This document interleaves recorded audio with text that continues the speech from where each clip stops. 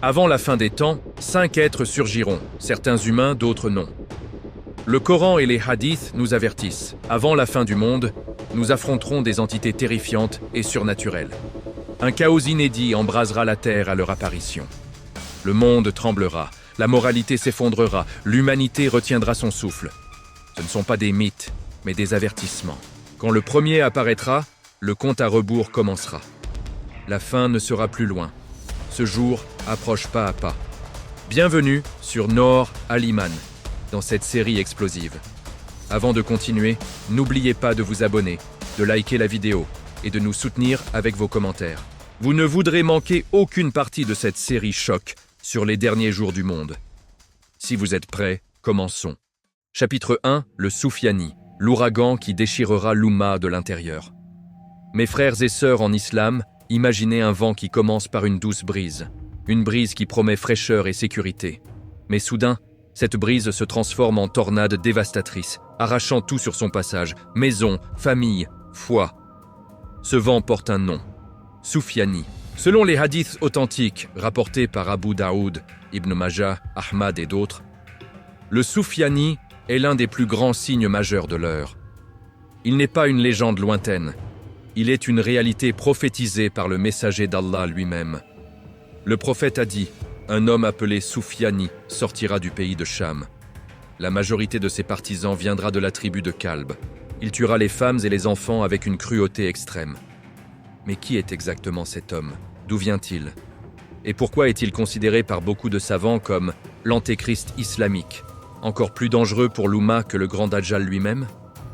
Le Soufiani émergera d'une région du Cham, très probablement la Syrie ou ses environs immédiats. Il ne naîtra pas avec une armée déjà prête, il commencera comme un homme ordinaire, peut-être même présenté comme un leader pieux, un réformateur, un sauveur dans une période de chaos. Il gagnera le cœur de beaucoup par son charisme, ses discours enflammés, son apparente défense de l'islam, jusqu'au jour où il révélera son vrai visage. Les narrations précisent qu'il agira d'abord comme un musulman dévot. Il priera, jeûnera, citera le Coran, s'entourera de savants et obtiendra même des fatwas pour justifier ses actes. Mais une fois au pouvoir, il deviendra un tyran sans pitié.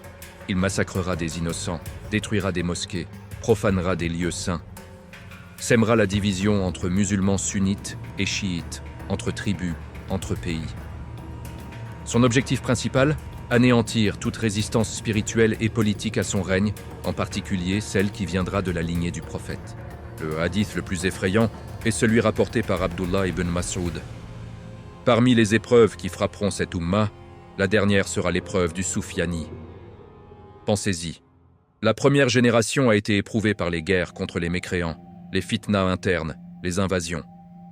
Mais la dernière génération, nous peut-être, sera confrontée à un homme qui viendra de l'intérieur même de l'Oumma, qui portera le nom musulman, qui utilisera la religion comme arme contre la religion. Les régions qu'il ravagera en premier, Koufa, le Cham, la Jordanie, la Palestine, le Hedjaz. Il fera couler le sang à flots. Une narration dit qu'il ouvrira le ventre des femmes enceintes et tuera leurs enfants. Même les idolâtres de la Mecque n'osèrent pas toucher aux femmes enceintes pendant les guerres de l'ignorance. Mais lui, il le fera sans hésiter. Et le plus terrifiant, il aura des pouvoirs étranges. Certains hadiths et commentaires des anciens mentionnent qu'il utilisera la sorcellerie, le magnétisme, les djinns, des organisations secrètes. Il envoûtera le pain pour lier à lui les cœurs faibles. Il dépensera les richesses de la nation avec une prodigalité insensée. On dit de lui qu'il a la main percée, c'est-à-dire qu'il ne peut retenir l'argent. Il le jette par poignées pour acheter les consciences. Il créera de faux paradis et de faux enfers. Ses prisons seront l'enfer pour ceux qui lui résistent, torturés, humiliés, brisés. Et pour ceux qui lui jurent allégeance, il offrira luxe, palais, richesse, un paradis illusoire qui n'est qu'une caricature du vrai paradis promis par Allah. Mais son arrogance le perdra. Alors qu'il enchaîne victoire sur victoire, qu'il se sent invincible, il décidera d'attaquer l'homme béni de la famille du prophète, l'imam Mahdi, qui apparaîtra à la Mecque. Le Soufiani enverra une armée immense contre lui. Mais au moment où cette armée traversera le désert, un cri invisible retentira. « Votre temps est terminé !» Puis la terre s'ouvrira. un tremblement de terre cataclysmique engloutira l'armée entière. Seul un survivant reviendra pour raconter l'horreur. Le messager d'Allah a dit, selon Abu Huraira, rapporté par Tirmidhi, Bukhari, Ibn Majah, un homme de Cham appelé Soufiani sortira. La plupart de ses partisans seront de la tribu de Kalb. Un homme de ma famille, le Mahdi, apparaîtra à la Mecque. Quand l'armée du Soufiani marchera contre lui, la terre les engloutira. Le Soufiani n'est pas un détail secondaire. Il est le premier domino des grands signes. Quand il apparaîtra, le monde ne sera plus jamais le même. L'Oumma sera déchirée comme jamais auparavant. Et pourtant, son arrivée annonce aussi l'arrivée imminente de l'antidote, l'imam Mahdi. Alors, mes frères et sœurs, préparez vos cœurs, renforcez votre foi, apprenez à reconnaître les signes, car le vent commence déjà à souffler. Et quand la tempête arrivera, seul celui qui s'accroche fermement au Coran et à la Sunna restera debout. Si cette première partie vous a secoué, si vous voulez découvrir la suite de ces êtres terrifiants qui marqueront la fin des temps, alors abonnez-vous dès maintenant à Nour Al-Iman, activez la cloche, likez cette vidéo et laissez un commentaire. Oh Allah, protège-nous du Soufiani et de toute fitna. Votre soutien nous permet de continuer cette série importante. Ne manquez pas le prochain chapitre. Qu'Allah nous garde tous sur le droit chemin. À très bientôt, Inch'Allah. Chapitre 2. Le Dajjal. Le plus grand imposteur, le menteur borgne qui trompera le monde entier. Mes frères et sœurs, fermez les yeux un instant et imaginez. Un homme arrive, charismatique, puissant, promettant la paix, la richesse, la vie éternelle. Il guérit les malades, fait pleuvoir là où il n'y a que désert, ressuscite les morts devant vos yeux, parle avec douceur et logique irréfutable. Des milliards le suivent, l'adorent, l'appellent Seigneur. Mais sur son front, écrit en lettres que même l'analphabète peut lire, Kafir. C'est lui, le Dajjal, le plus grand menteur de l'histoire humaine, le faux Messie, l'antéchrist annoncé par le prophète Muhammad plus que n'importe quel autre signe. Aucun être n'a été mis en garde contre lui avec autant d'insistance. Le messager d'Allah a dit « Il n'y aura pas de fitna plus grande sur terre depuis la création d'Adam jusqu'au jour du jugement que la fitna du Dajjal. » Aujourd'hui, alors que les petits signes s'enchaînent, immoralité généralisée, buildings touchant le ciel, alcool partout, femmes habillées comme des hommes et hommes comme des femmes, leaders faux sauveurs, technologie qui remplace Allah dans les cœurs, la venue du Dajjal semble plus proche que jamais. Qui est-il vraiment? Un humain, pas un djinn, ni un monstre. Le prophète, sallallahu alayhi wa sallam, a montré un enfant et a dit « Le Dajjal sera comme cet enfant, cheveux très bouclés, borgne. L'un de ses yeux est crevé, comme un raisin flottant, l'autre proéminent. Il est trapu, peau rougeâtre, cheveux épais. Et sur son front, clairement inscrit, Kafr, mécréant.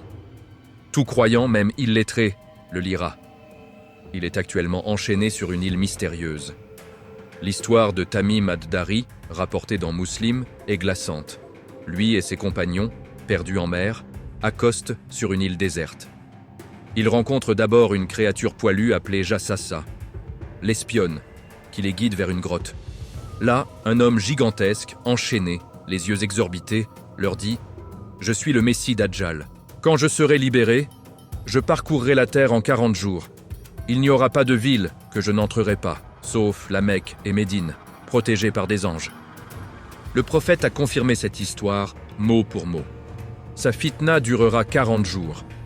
Le premier jour comme une année, le deuxième comme un mois, le troisième comme une semaine, et les autres jours normaux. Le temps lui-même se pliera sous son influence. Il viendra avec des pouvoirs effrayants, mais ce seront des illusions soutenues par les djinns et la sorcellerie. Il ordonnera au ciel de pleuvoir, il pleuvra. À la terre de verdir, elle verdira. Aux animaux de grossir, ils grossiront. Mais seulement pour ceux qui croient en lui. Pour les croyants qui le rejettent, leurs troupeaux mourront, leurs puits s'assécheront. Il aura 2 fleuves. L'un paraîtra de l'eau fraîche, mais sera du feu brûlant.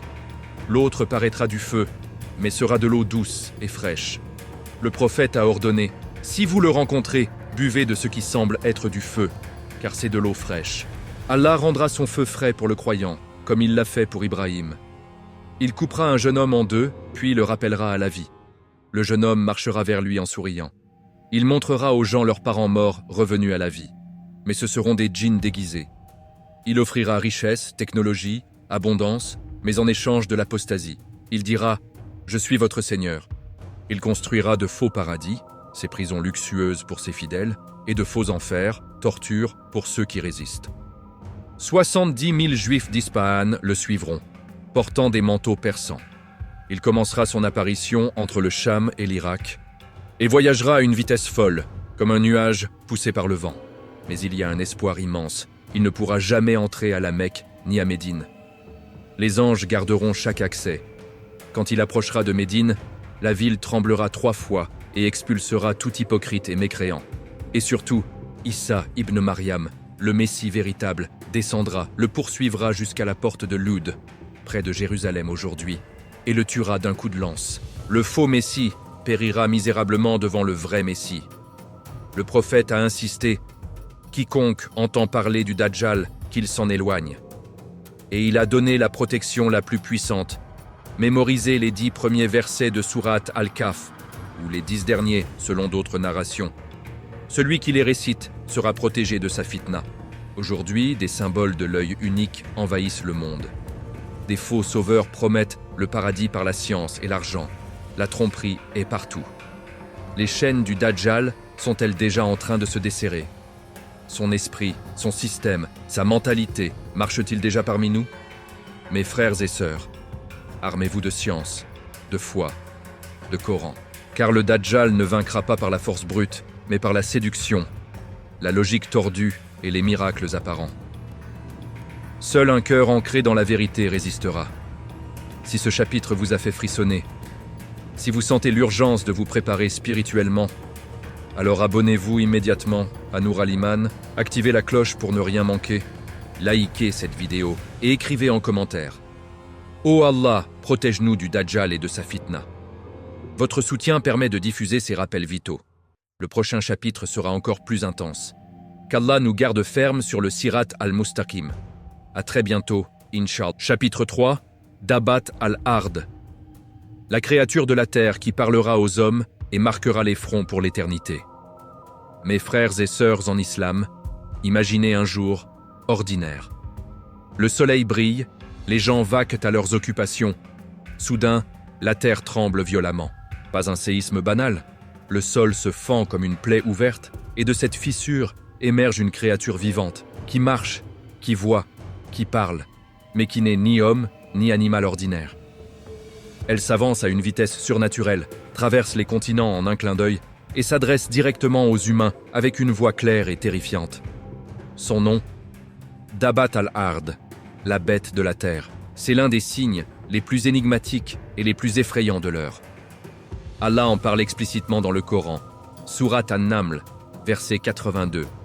Et quand la parole tombera sur eux, nous ferons sortir de la terre une créature qui leur parlera.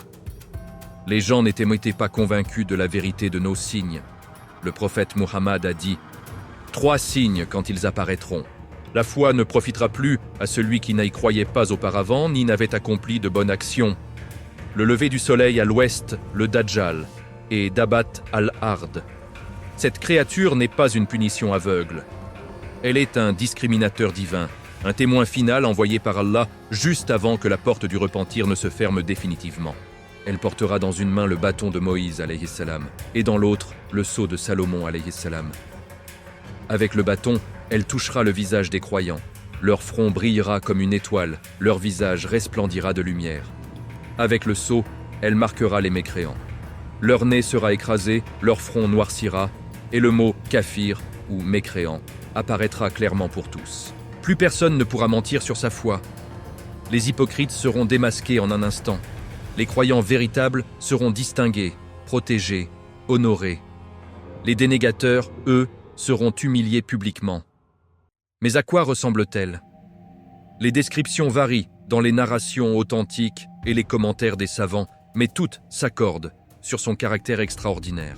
Son visage ressemble à un visage humain, mais son corps est couvert de poils multicolores, mélange de toutes les couleurs animales. Elle a un bec poilu comme un oiseau, 4 pattes puissantes. Certains disent qu'elle a une crinière épaisse, d'autres qu'elle est entièrement velue. Elle se déplace à une vitesse inimaginable, Personne ne peut la fuir, ni la rattraper. Elle parle clairement, sans ambiguïté, et s'adresse aux gens en disant « Ô un tel, tu es croyant !»« Ô un tel, tu es mécréant !» Une narration rapporte qu'elle se présentera d'abord sous le nom de Jassasa, l'espionne. Souvenez-vous de l'histoire de Tamim ad-Dari. Sur l'île mystérieuse, où était enchaîné le Dajjal, ils rencontrèrent une créature poilue qui dit « Je suis Jassasa, allez voir cet homme ». Beaucoup de savants pensent que cette Jassasa n'est autre que Dabat al-Ard elle-même, ou du moins une manifestation précoce. Elle apparaîtra 3 fois selon certaines narrations. D'abord dans un désert, puis dans des villes où le sang coule à flot par les tyrans, et enfin dans la mosquée sacrée au moment ultime, quand les gens seront rassemblés dans la panique. La terre les projettera dehors, tous hurleront de terreur, sauf un petit groupe de croyants qui diront « Rien ne nous protège sauf Allah ». Alors, Dabat al-Ard surgira devant eux, illuminera leur visage comme des étoiles. Certains savants contemporains proposent des interprétations symboliques. Dabat al-Ard pourrait représenter Internet, ce espion mondial qui collecte tout sur chacun, expose les secrets, distingue les amis et les ennemis numériques, ou encore des virus microscopiques qui envahissent les corps, protégeant les croyants par leur foi tandis qu'ils dévastent les autres. Mais la majorité des oulémas insistent. C'est une créature réelle, vivante, parlante, envoyée par Allah comme signe tangible. Le plus glaçant, elle surgira après le lever du soleil à l'ouest, après la fitna du Dajjal. À ce moment, le repentir sera clos. Celui qui verra Dabat al-Ard et n'aura pas encore cru sincèrement, sa foi ne lui servira plus à rien. Aujourd'hui, la terre tremble déjà de plus en plus souvent. Des créatures étranges sont filmées, des phénomènes inexplicables se multiplient. Et si la fissure qui libérera Dabat al-Ard était déjà en train de se former sous nos pieds, sous nos villes, sous nos cœurs endurcis? Mes frères et sœurs, ce n'est pas le moment de douter ou de tergiverser. C'est le moment de purifier son cœur, de multiplier les bonnes actions, de s'accrocher au Coran et à la Sunna. Car quand Dabat al-Ard parlera, il sera trop tard pour changer de camp. Si ce chapitre vous a fait réfléchir profondément, si vous sentez l'urgence de vous rapprocher d'Allah avant que ces signes ne s'enchaînent, alors abonnez-vous tout de suite à Nour al-Iman, activez la cloche, likez cette vidéo et écrivez en commentaire « Oh Allah, fais de nous des croyants sincères le jour où Dabat al-Ard apparaîtra. » Votre soutien nous aide à continuer cette série essentielle. Le prochain chapitre sera encore plus bouleversant. Qu'Allah nous compte parmi ceux dont le visage brillera ce jour-là. À très bientôt, Inch'Allah. Chapitre 4. Yajouj et Majouj. Les hordes destructrices libérées après des millénaires d'emprisonnement.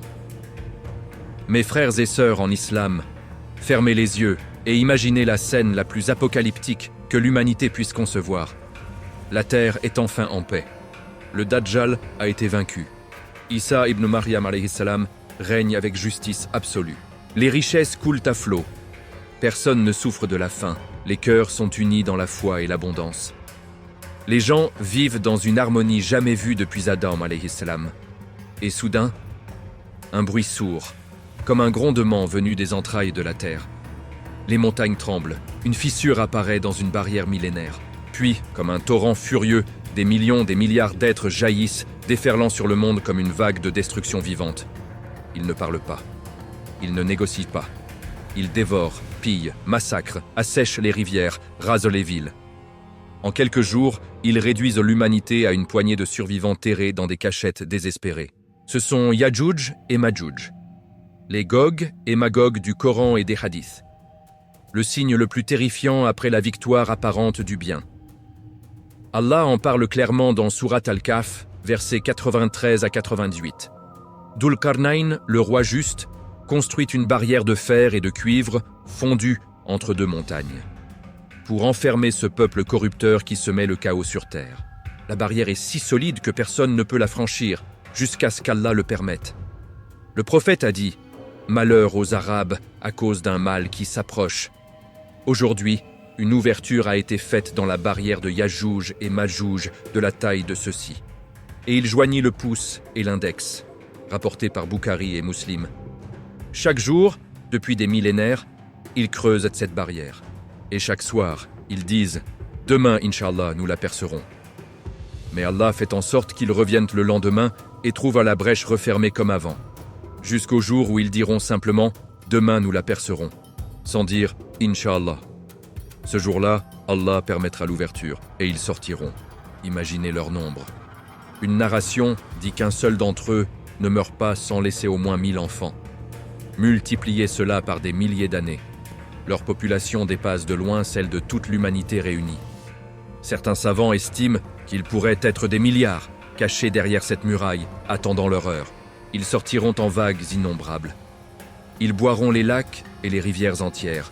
Une narration dit qu'ils assécheront le lac de Tibériade, lac de Galilée, en un jour. Ils tireront des flèches vers le ciel en disant « Nous avons vaincu les habitants de la terre et du ciel ». Puis Allah enverra des vers qui s'infiltreront dans leurs cous et les tueront tous en une seule nuit. Leurs corps pourriront, dégageant une puanteur insupportable. Isa alayhi salam priera Allah, et une pluie purificatrice lavera la terre de leurs cadavres. Où se trouve cette barrière aujourd'hui? Le Coran ne le précise pas exactement, mais de nombreuses narrations et explorations pointent vers des régions montagneuses d'Asie centrale. Entre l'Ouzbékistan et le Kirghizistan, ou près des monts Caucase, ou encore dans les chaînes de l'Himalaya ou du Pamir. Des sites anciens, avec des traces de fer et de structures massives, ont été étudiés. Certains pensent même que des satellites ont détecté des anomalies magnétiques ou des cavités immenses derrière certaines parois rocheuses. Mais seul Allah sait la vérité. La barrière ne tombera pas par la main de l'homme, mais par sa permission divine. Yadjouj et Madjouj ne sont pas des sauvages primitifs.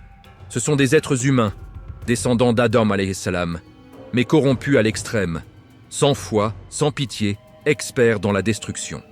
Ils représenteront le chaos ultime, la revanche du mal, juste au moment où l'humanité pensera être sauvée.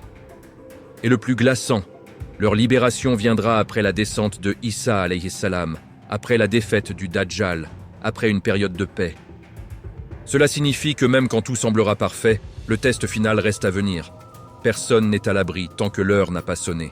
Aujourd'hui, des conflits ravagent déjà le monde. Des peuples se multiplient dans des régions isolées. Des barrières naturelles s'effritent sous l'effet du climat. Et si la brèche était déjà en train de s'élargir? Et si, derrière ces montagnes que nous voyons sur les cartes, des milliards d'yeux attendaient le signal divin? Mes frères et sœurs, ne vous laissez pas endormir par les apparences de paix future. Renforcez votre foi maintenant. Car quand Yadjouj et Madjouj sortiront, seul celui qui aura un cœur attaché à Allah trouvera refuge. Pas dans des bunkers, mais dans la miséricorde divine. Si ce chapitre vous a bouleversé, si vous réalisez à quel point les signes s'enchaînent rapidement, alors abonnez-vous sans attendre à Nour al-Iman, activez la cloche pour recevoir chaque nouvel épisode, likez cette vidéo et écrivez en commentaire « Oh Allah, protège-nous de Yadjouj et Madjouj et de toute corruption ».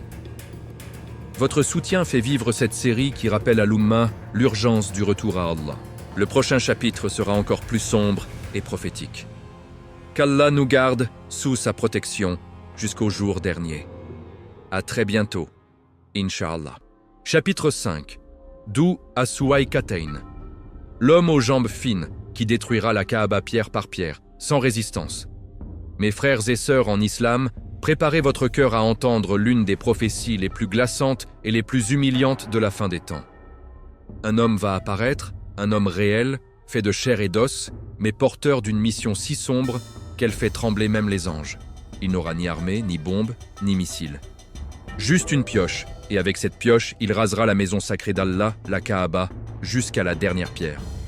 Le prophète Mohammed l'a vu en rêve et l'a décrit avec une précision terrifiante. C'est comme si je le vois maintenant. Un homme à la peau très noire, aux jambes fines et arquées, chauve, tenant une pioche, en train de démolir la Kaaba pierre par pierre. Rapporté par Bukhari et Muslim, son nom est inconnu, mais les savants l'appellent Dhu as-Suwaykatayn, celui qui a deux jambes fines comme des piquets. Il viendra d'Abyssinie, l'actuelle Éthiopie. Il ne sera pas un conquérant héroïque, ni un tyran charismatique. Il sera un homme ordinaire, insignifiant en apparence, mais investi d'une mission divine, détruire le symbole le plus sacré de l'islam quand plus personne ne le défendra. Écoutez bien cette horreur. Quand Dhu as-Suwaykatayn arrivera à la Mecque, il n'y aura plus un seul croyant sincère pour l'arrêter. Pas un pèlerin, pas un gardien, pas un imam, pas une voix pour crier « Allahu Akbar ». La Kaaba sera abandonnée, vide, silencieuse. Les rites du Hajj et de l'Umrah auront disparu. Le tawaf aura cessé. Le Coran aura été effacé des cœurs et des pages. La foi sera si rare que les derniers croyants auront déjà été rappelés par Allah dans un vent doux et frais, emportant leurs âmes en paix. Les gens restants, ceux dont le cœur est mort, regarderont cet homme détruire la Kaaba et ils se réjouiront. Ils danseront, ils chanteront, ils applaudiront. Ils verront la chute de la maison d'Allah comme une victoire, comme la fin d'une superstition qu'ils n'ont jamais comprise.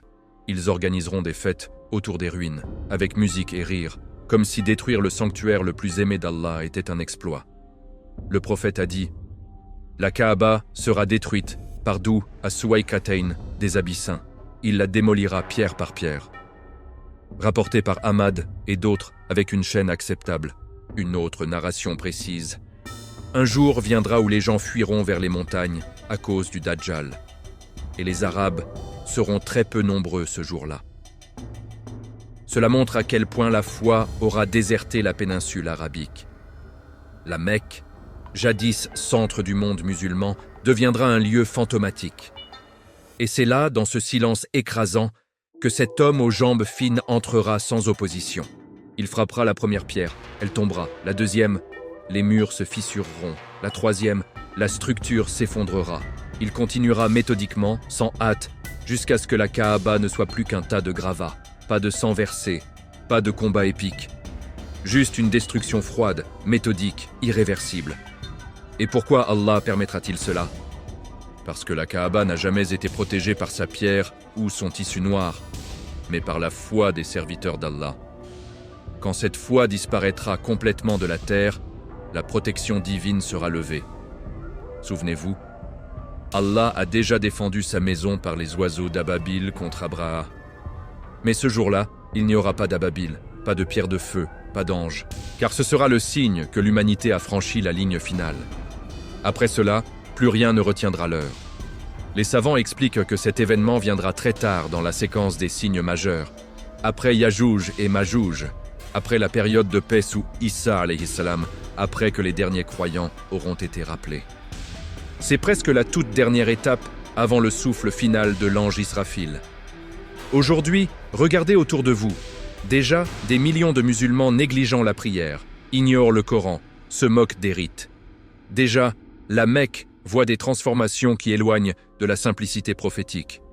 Déjà, la foi s'effrite dans les cœurs. Et si nous étions la génération qui prépare, sans le savoir, le terrain pour cet homme aux jambes fines? Mes frères et sœurs, ce n'est pas une histoire pour effrayer, mais un appel urgent à raviver la flamme de la foi dans nos cœurs, dans nos foyers, dans nos mosquées. Car quand la pioche s'abattra sur la première pierre, il sera trop tard pour regretter. Si ce chapitre vous a transpercé l'âme, si vous sentez la gravité de ces signes et l'urgence de revenir à Allah avant qu'il ne soit trop tard, alors abonnez-vous immédiatement à Nour al-Iman. Activez la cloche pour ne rater aucun épisode, likez cette vidéo et écrivez en commentaire « Oh Allah, ne nous fais pas vivre le jour où la Kaaba sera détruite. Protège notre foi. » Votre soutien permet de porter ce rappel vital à des milliers de cœurs. Le prochain chapitre approchera encore plus de l'inévitable. Qu'Allah nous fasse mourir sur la foi et nous épargne les horreurs de la fin. À très bientôt, Inch'Allah. Chapitre 6. Le lever du soleil à l'ouest. Le jour où la porte du repentir se fermera à jamais. Mes frères et sœurs en islam, imaginez le moment le plus impossible, le plus renversant que l'univers ait jamais connu. Le soleil se lève, mais pas à l'est. Il émerge lentement à l'horizon ouest, rouge sang, immense comme un œil furieux qui fixe la terre. Les oiseaux tombent du ciel. Les animaux hurlent de terreur, les montres s'affolent, les cœurs s'arrêtent un instant. Les scientifiques crient à l'impossible. Les athées tremblent et les musulmans qui ont encore un peu de foi dans le cœur comprennent instantanément, c'est fini. La dernière chance est perdue. C'est le signe le plus clair, le plus définitif, le plus terrifiant parmi tous ceux qui annoncent la fin imminente. Le prophète Muhammad a dit « L'heure ne viendra pas avant que le soleil ne se lève à l'ouest. Quand les gens le verront se lever à l'ouest, ils croiront tous. Mais ce jour-là, la foi ne profitera plus à celui qui n'y croyait pas auparavant, ni n'avait accompli de bonnes actions. Rapporté par Bukhari et Muslim. Allah en parle indirectement dans le Coran, Surat Al-An'am, verset 158. Attendent-ils que les anges viennent à eux, ou que ton Seigneur vienne, ou que certains signes de ton Seigneur viennent? Le jour où certains signes de ton Seigneur viendront, la foi ne profitera plus à une âme qui n'y croyait pas auparavant. Les savants expliquent que ce jour marque la fermeture définitive de la porte du Tauba, repentir. À partir de cet instant, même si quelqu'un se prosterne, pleure, implore, sa foi ne sera plus acceptée. Pourquoi? Parce que ce signe est si évident, si miraculeux, qu'il ne laisse plus de place au doute. Croire à ce moment-là ne serait plus une foi libre, mais une capitulation forcée devant l'évidence écrasante.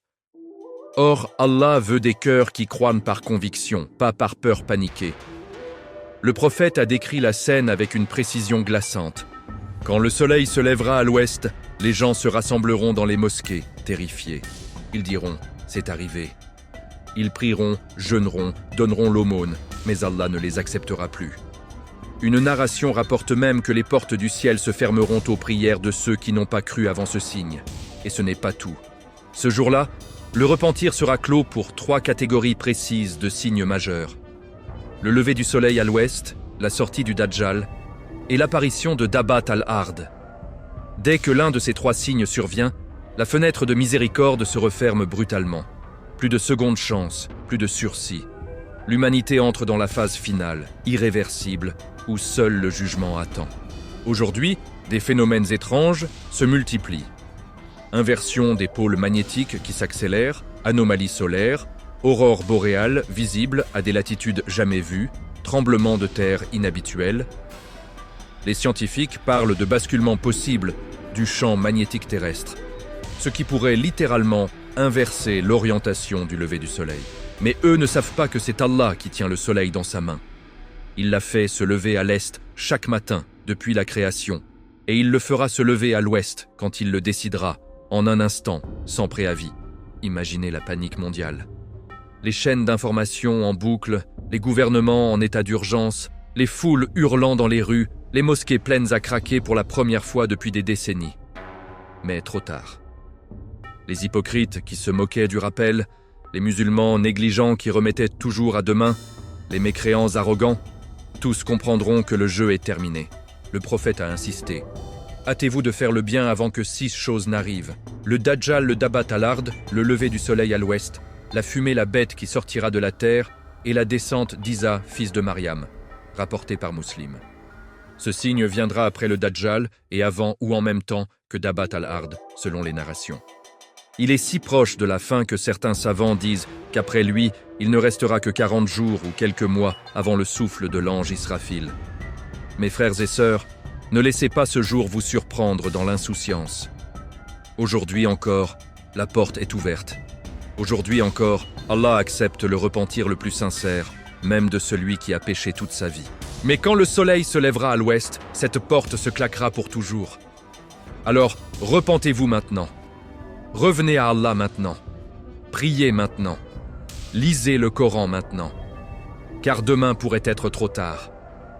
Si ce chapitre vous a fait sentir le poids écrasant de l'urgence, si votre cœur bat plus fort en pensant à ce signe inéluctable, alors abonnez-vous sans tarder à Nour Al-Iman, activez la cloche pour ne manquer aucun rappel, likez cette vidéo et écrivez en commentaire « Oh Allah, accepte mon repentir avant que le soleil ne se lève à l'ouest ». Votre soutien aide à sauver des âmes en diffusant ces vérités prophétiques. Le prochain chapitre nous rapprochera encore plus du souffle final. Qu'Allah nous fasse mourir sur la foi et nous épargne ce jour terrible. À très bientôt, Inch'Allah. Chapitre 7. La fumée, Dukhan.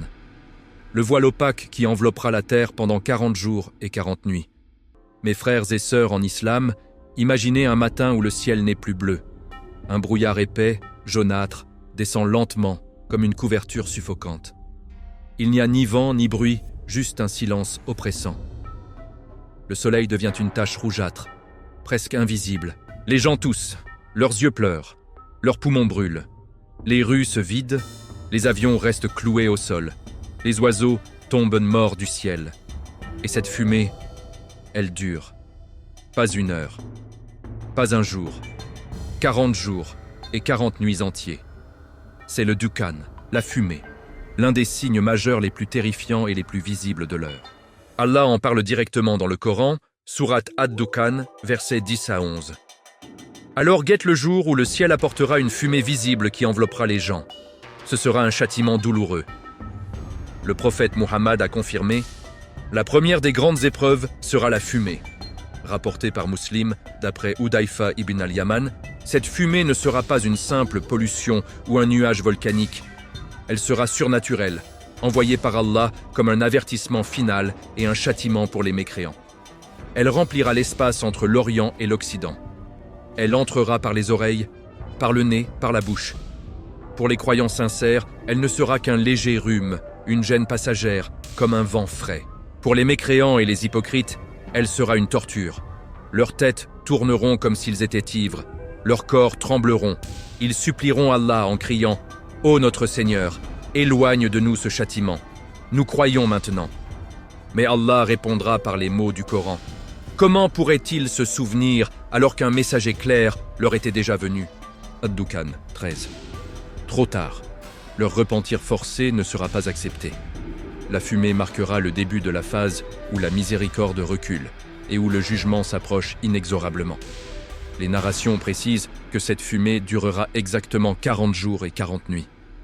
Pendant ce temps, la terre deviendra comme une maison remplie de feu, irrespirable, sombre, étouffante. Les gens se terreront chez eux, prieront, pleureront, mais pour beaucoup, ce sera le début de leur châtiment avant même la tombe.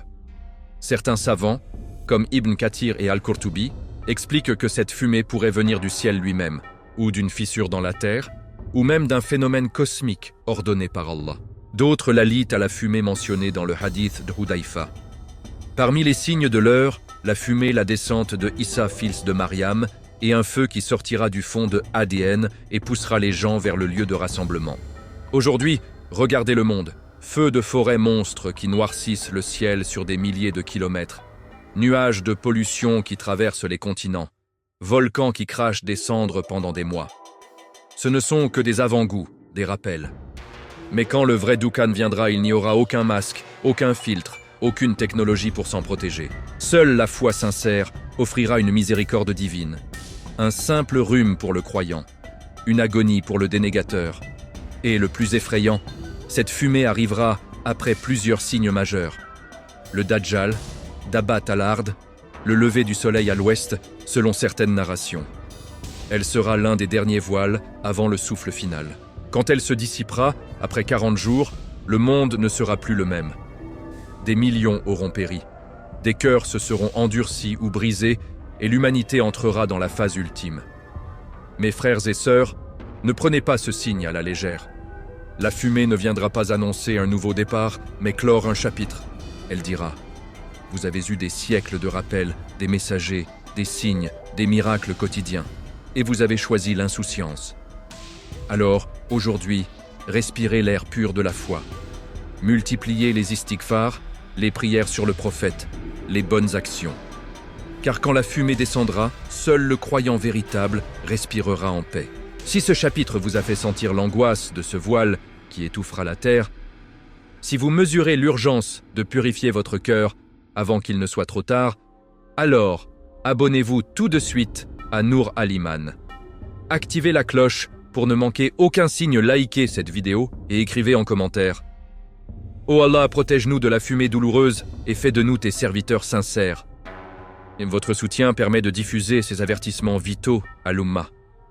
Le prochain chapitre nous plongera encore plus profondément dans les horreurs finales. Qu'Allah nous garde sains et saufs sous son ombre jusqu'au jour du jugement. À très bientôt, Inch'Allah. Chapitre 8. Le vent doux et frais qui emportera les âmes des croyants. Le dernier rappel avant le silence total. Mes frères et sœurs en islam, imaginez un monde où la foi a presque disparu. Les mosquées sont vides, les Corans poussiéreux, les prières oubliées. Les cœurs sont devenus de pierre, les gens rient, dansent, s'enivrent de plaisirs illusoires, ignorant que l'heure approche à pas de géant. Et soudain, un vent se lève. Pas un vent violent, pas une tempête destructrice. Un vent doux, frais, agréable. comme une caresse venue du paradis. Il souffle doucement sur la terre entière. Et en un instant, tous ceux qui ont, ne serait-ce qu'un atome de foi dans le cœur, meurent paisiblement. Pas de douleur, pas de souffrance, pas d'agonie. Juste un sommeil profond, serein. Les âmes s'envolent vers leur Seigneur, emportées par cette brise miséricordieuse. Les corps tombent là où ils se trouvent, dans les rues, dans les maisons, au travail, en prière, mais sans cri, sans peur. Les vrais croyants partent en premier, les hypocrites un peu plus tard, jusqu'à ce qu'il ne reste plus sur terre que les pires des créatures. Ceux dont le cœur est totalement mort, ceux qui n'ont plus la moindre étincelle de iman. Le prophète Muhammad a décrit ce moment avec une précision qui glace le sang. Allah enverra un vent doux et frais qui prendra l'âme de tout croyant. Il n'y aura plus sur terre personne qui dise « Allah, Allah ». Rapporté par Muslim, d'après Abdullah ibn Amr. Une autre narration ajoute « Ce vent viendra du côté du Yémen, et il sera si doux que les gens le sentiront comme un parfum. Puis, il emportera les âmes des croyants, et il ne restera que les pires des gens, qui vivront comme des ânes. » Rapporté par Ahmad et Ibn Hibban. Ce vent est la dernière miséricorde d'Allah envers ses serviteurs sincères. Il les épargne des horreurs qui suivent. La destruction totale de la Kaaba, le chaos final, le souffle de l'ange Israfil. Les croyants partent en paix, leurs âmes réunies dans le barzakh, attendant le jour du jugement dans la sérénité. Mais pour ceux qui restent, c'est le début de l'enfer sur terre, avant l'enfer éternel. Pensez-y, quand ce vent soufflera, il n'y aura plus un seul musulman pratiquant. Plus une seule personne qui prononce le nom d'Allah avec sincérité. Les mosquées seront des ruines ou des lieux de débauche. Le Coran ne sera plus récité nulle part.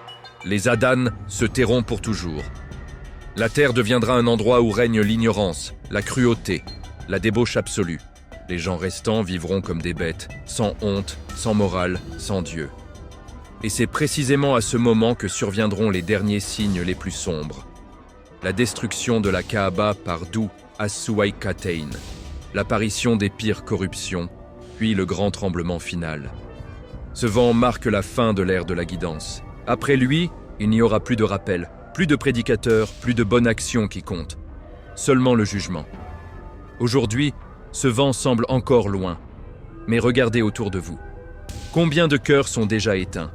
Combien de musulmans prient-ils encore régulièrement? Combien lisent-ils le Coran avec compréhension? Combien invoquent-ils Allah en secret? Le vent pourrait souffler demain, ou ce soir, ou dans l'heure qui vient. Et si votre cœur n'a qu'un atome de foi, il partira avec les bienheureux. Mais si votre foi est morte, vous resterez pour assister à l'effondrement total.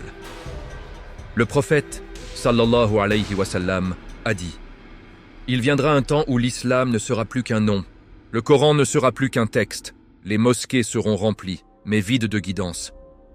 Les savants seront les pires des gens sous le ciel. » Rapporté par At-Tabarani. Ce temps est peut-être déjà là. Et quand le vent doux soufflera, il séparera pour toujours les vivants des morts spirituels.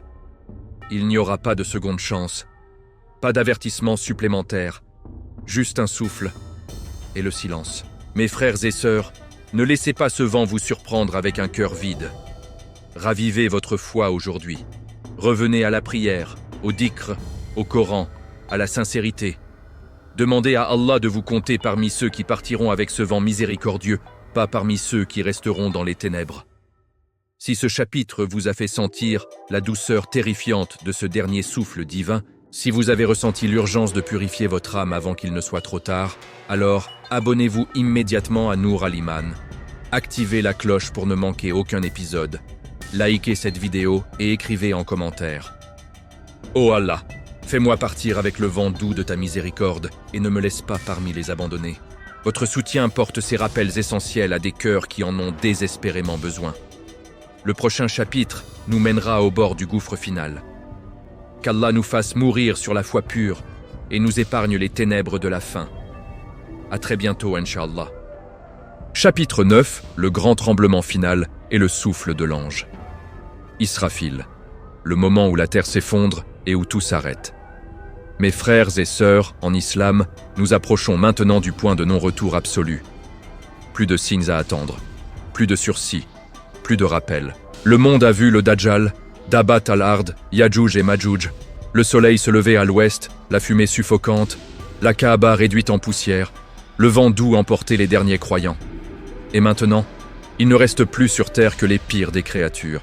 Des êtres sans foi, sans honte, sans humanité, errant comme des bêtes dans un chaos total. Soudain, un bruit inimaginable déchire le ciel. Pas un tonnerre, pas un volcan. Un rugissement cosmique, comme si l'univers lui-même hurlait de douleur. La terre tremble violemment, d'un tremblement jamais vu, jamais imaginé. Les montagnes s'effondrent comme des châteaux de sable. Les océans débordent et engloutissent les continents. Les bâtiments les plus hauts se plient comme du papier, puis explosent en poussière. Le sol se fend en crevasses béantes qui avalent des villes entières. Les étoiles semblent tomber du ciel. Le soleil s'obscurcit. La lune se fissure. Tout ce que l'humanité a construit en des millénaires disparaît en quelques instants. C'est le grand tremblement final, le séisme ultime, décrit dans le Coran avec une puissance qui glace le sang. Allah dit dans sourate Az-Zalzala, « Quand la terre sera secouée de son tremblement, et que la terre fera sortir ses fardeaux, et que l'homme dira « Qu'a-t-elle » Ce jour-là, elle racontera ses nouvelles, parce que ton Seigneur lui aura inspiré cela. Sourate 99, verset 1-5. Et dans Sourate Al-Infitar, « Quand le ciel se fendra, quand les étoiles se disperseront, quand les mers déborderont, quand les tombes seront bouleversées. » Sourate 82. Ce tremblement n'est pas une catastrophe naturelle. C'est l'ordre divin donné à la terre de livrer ses secrets. Les morts sortiront de leur tombe, nus, pieds nus, circoncis, terrifiés. Les fœtus avortés, les martyrs, les opprimés, tous témoigneront. Chaque atome de bien et de mal sera révélé. Les gens fuiront leurs familles, leurs enfants, leurs parents, se demandant « Maudit soit ce jour ». Mais ce n'est que le début. Au milieu de ce chaos apocalyptique, un son retentit. Le premier souffle dans la trompe par l'ange Israfil alayhi salam. Le prophète a dit « Puis Israfil soufflera dans la trompe, et tous ceux qui sont dans les cieux et sur la terre s'évanouiront, sauf ceux qu'Allah voudra. Puis il soufflera une seconde fois, et les voilà debout, regardant. » Rapporté par Bukhari et Muslim, le premier souffle, tout s'arrête, les cœurs cessent de battre, les âmes quittent les corps. Les oiseaux tombent en plein vol. Les poissons meurent dans les mers. Les anges eux-mêmes tremblent. Le monde entier plonge dans un silence absolu, un vide total. Plus de mouvement, plus de vie, plus de temps. L'univers entier expire. Puis, après un intervalle que seul Allah connaît, peut-être 40 ans, peut-être un instant, Israfil souffle une seconde fois. Et là, la résurrection commence. Les corps se reforment à partir des os, même si seuls les os coccygiens, Ajib Adaj Danab, subsistent. La terre s'ouvre comme un œuf qui éclate. Les morts sortent, criant « Malheur à nous ! Qui nous a fait sortir de nos tombes ?» Les visages des croyants brillent comme la lune pleine. Ceux des mécréants sont noircis, déformés par la peur. Le prophète a décrit ce jour avec des mots qui nous hantent encore. Les gens seront rassemblés pieds nus, circoncis. Le soleil sera rapproché à une distance d'1 mile, et les gens seront noyés dans leur sueur jusqu'à la bouche. Rapporté par Bukhari. Ce jour-là, il n'y aura ni ombre, ni abri, ni eau, ni nourriture, sauf pour ceux qu'Allah protège sous son trône. Les prophètes supplieront Allah de commencer le jugement. Adam, Noé, Ibrahim, Moïse, Issa, Mohammed intercéderont tour à tour. Et enfin, le prophète de la miséricorde dira « Je suis pour cela » et le jugement commencera. Mes frères et sœurs, nous sommes à l'aube de ce jour. Chaque respiration pourrait être la dernière avant le premier souffle. Chaque péché pourrait être celui qui nous condamne. Chaque bonne action pourrait être celle qui nous sauve. Le tremblement final n'attend pas une date lointaine. Il attend le moment où Allah dira « Kun », soit, et ce sera. Aujourd'hui est le jour pour se repentir. Aujourd'hui est le jour pour se lever la nuit en prière. Aujourd'hui est le jour pour dire « Astaghfirullah » du fond du cœur. Car quand Israfil posera ses lèvres sur la trompe, il n'y aura plus de retour en arrière. Si ce chapitre vous a secoué jusqu'au tréfonds de l'âme, si vous sentez que le temps presse comme jamais, alors abonnez-vous immédiatement à Nour Al-Iman. Activez la cloche pour ne rater aucun avertissement. Likez cette vidéo et écrivez en commentaire. Ô Allah, fais-nous mourir sur la foi et ressuscite-nous parmi les bienheureux le jour du jugement. Votre soutien permet de toucher des cœurs avant qu'il ne soit trop tard.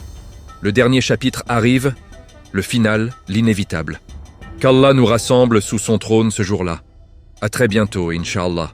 Chapitre 10, Yaoum al-Qiyamah. Le jour où les cieux se déchirent, les tombes s'ouvrent, et chaque âme affronte son Créateur seul. Mes frères et sœurs en islam, nous y sommes. Le dernier chapitre. Le voile est levé. Le monde a tremblé. Les signes ont défilé comme des éclairs dans la nuit. Et maintenant, plus rien ne reste entre l'humanité et l'inévitable. Le jour du jugement, Yaoum al-Qiyamah. Le jour où tout commence vraiment. Le jour où tout finit pour toujours. Le Coran le décrit avec une puissance qui fait trembler les eaux. Ô hommes, craignez votre Seigneur. Le tremblement de l'heure est une chose terrible. Le jour où vous le verrez, toute femme qui allait oubliera son nourrisson, toute femme enceinte avortera, et tu verras les gens comme ivres alors qu'ils ne le sont pas. Mais le châtiment d'Allah est terrible. Sourate Al-Hajj 1-2. Ce jour-là, le ciel se fendra comme un tissu usé. Les étoiles tomberont comme des feuilles mortes. Les montagnes seront réduites en poussière flottante. Les mers bouilliront et se renverseront. Le soleil sera plié, la lune éclipsée. Les anges descendront en rangs innombrables, portant le trône d'Allah. Et la terre entière sera aplatie en une vaste plaine blanche, sans montagnes, sans arbres, sans abri. Les morts sortiront de leur tombe, pieds nus, circoncis, terrifiés. Le prophète a dit: les gens seront rassemblés le jour du jugement, pieds nus et non circoncis. Puis il récita: comme nous avons commencé la première création, nous la recommencerons. C'est une promesse qui nous incombe, et nous l'accomplirons. Rapporté par Bukhari et Muslim. Imaginez la scène. Des milliards d'âmes, depuis Adam jusqu'au dernier humain, debout sur cette plaine immense. Le soleil est si proche qu'il ne reste qu'un mile entre lui et les têtes. La sueur monte jusqu'aux bouches, jusqu'aux épaules, jusqu'aux oreilles, selon le degré de péché. Certains sont noyés jusqu'au menton, incapables de parler. D'autres suffoquent sous le poids de leurs fautes. Le temps s'étire. Une journée équivaut à 50 000 ans. Les prophètes eux-mêmes tremblent. Adam alayhi salam dit: mon âme, mon âme. Noé pleure pour son peuple. Ibrahim se prosterne en suppliant. Moïse se cache derrière le voile. Isa alayhi salam dit: je ne suis qu'un serviteur. Seul le prophète Muhammad, maître de l'intercession, s'avancera et dira: ô mon Seigneur, ma umma, ma umma. Et Allah acceptera son intercession pour ceux qui ont dit La ilaha illa Allah avec sincérité. Puis le jugement commence. Les livres volent, le livre des bonnes actions à droite pour les croyants, à gauche ou derrière le dos pour les damnés. Chaque mot, chaque regard, chaque intention sera pesé. La balance sera juste. Un atome de bien ou de mal sera compté. Les témoins parleront. La terre racontera ce qui s'y est passé. Les mains, les pieds, les yeux, les oreilles témoigneront contre leur propriétaire. Même la peau parlera. Allah nous a fait parler, lui qui fait parler toutes choses. L'épon Sira sera tendu au-dessus de l'enfer, plus fin qu'un cheveu, plus tranchant qu'une épée. Les croyants le traverseront à la vitesse de l'éclair, certains en rampant, mais ils passeront par la miséricorde d'Allah. Les mécréants tomberont dans les flammes hurlantes, criant « Malheur à nous !» Le paradis sera déployé, avec ses palais, ses fleuves de lait, de miel, de vin pur, ses houris aux yeux noirs, ses fruits qui ne s'épuisent jamais, sa paix éternelle. L'enfer rugira, ses portes s'ouvriront, ses chaînes brûlantes, ses amarres glaciales, ses flammes qui consument les corps et les régénèrent pour les tourmenter à nouveau. Et au centre de tout, Allah lui-même parlera à chaque âme individuellement, sans intermédiaire. Il dira « Ô fils d'Adam, je t'ai donné santé, richesse, famille, temps. Qu'as-tu fait pour moi ?» Et nul ne pourra mentir. Chaque excuse tombera. Chaque justification s'effondrera. Le prophète a pleuré en décrivant ce jour. « Ô Allah, je te demande ta protection contre le châtiment de la tombe, contre le châtiment du jour du jugement, contre la fitna de la vie et de la mort, et contre la fitna du Messie Dajjal. » Mes frères et sœurs, ce jour arrive. Il n'est pas une fable. il n'est pas lointain. Chaque battement de cœur nous en rapproche. Chaque seconde gaspillée est une seconde perdue pour se préparer. Le jour où les richesses ne serviront à rien, où les enfants ne pourront rien pour leurs parents, où seul un cœur sain et une foi sincère sauveront l'âme. Aujourd'hui est le jour pour changer. Aujourd'hui est le jour pour demander pardon. Aujourd'hui est le jour pour dire « Oh Allah, pardonne-moi, guide-moi, fais-moi mourir sur la foi et ressuscite-moi parmi les bienheureux. » Cette série touche à sa fin, mais votre préparation ne fait que commencer. Si ces 10 chapitres ont secoué votre cœur, réveillé votre âme, ravivé votre crainte révérentielle d'Allah, alors ne laissez pas ce feu s'éteindre. Partagez cette série. Parlez-en autour de vous. Préparez votre famille, préparez-vous. Si vous avez suivi jusqu'ici, abonnez-vous dès maintenant à Nour Al-Iman, activez la cloche pour ne manquer aucun rappel futur, likez cette vidéo finale et écrivez en commentaire « Oh Allah, je te demande le paradis et je cherche refuge auprès de toi contre l'enfer. » Votre soutien a permis de diffuser ces vérités prophétiques à des milliers d'âmes. Qu'Allah accepte nos efforts, nous pardonne nos manquements et nous rassemble au bord du bassin du prophète le jour immense. Qu'Allah nous fasse miséricorde, qu'Allah nous protège, qu'Allah nous accorde le paradis suprême. Amin. Barakallahu fikum. Wassalamu alaykum wa rahmatullahi wa barakatuh.